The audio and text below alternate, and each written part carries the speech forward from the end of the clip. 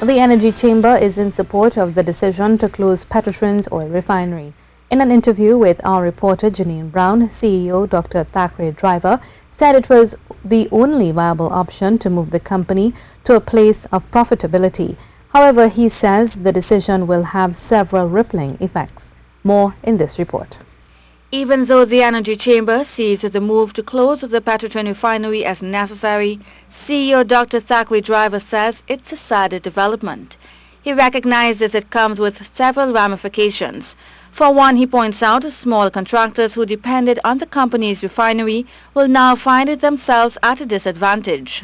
Dr. Driver says moving forward, the government must approach the matter delicately in an effort to reduce the likelihood of further cuts. I think what it really comes down to is that we need to have some mitigation measures put in place. I think that the government needs to step up and identify how it can create some business, and particularly in and around San Fernando, for contractors over the next few months to allow them to absorb this change and to restructure themselves.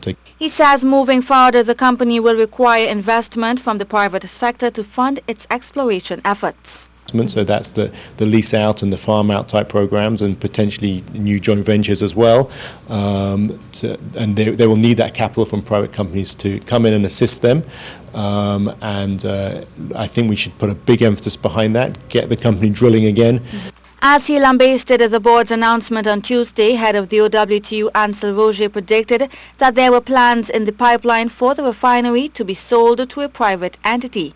It's a claim Petrotrin's chairman has vigorously rejected. Asked for his opinion, Dr. Driver says he's not convinced that any private entity will have an interest in relieving the government of an outdated refinery. He does, however, believe that parts of the plant can be repurposed.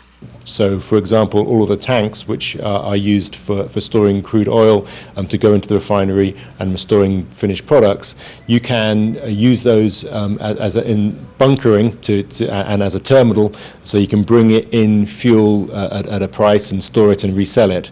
Dr. Driver, who has voiced concern about massive corruption at Petrotrin in the past, says any restructuring effort must consider this to ensure Petrotrin's exploration model does not suffer the same fate. Janine Brown, C News.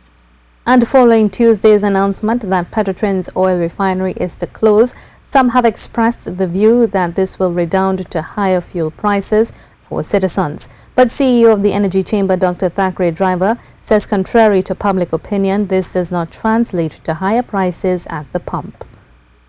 Well, I mean, it's incorrect to state that closing the refinery will necessarily result in higher fuel prices. Fuel prices are set by the government, and there's a subsidy which is paid to NP and to Unipet, not to Petrotrin. Petrotrin has always sold its refined products at the market price. As any further increase in fuel prices will be reflective of the central government's decision to reduce the fuel subsidy.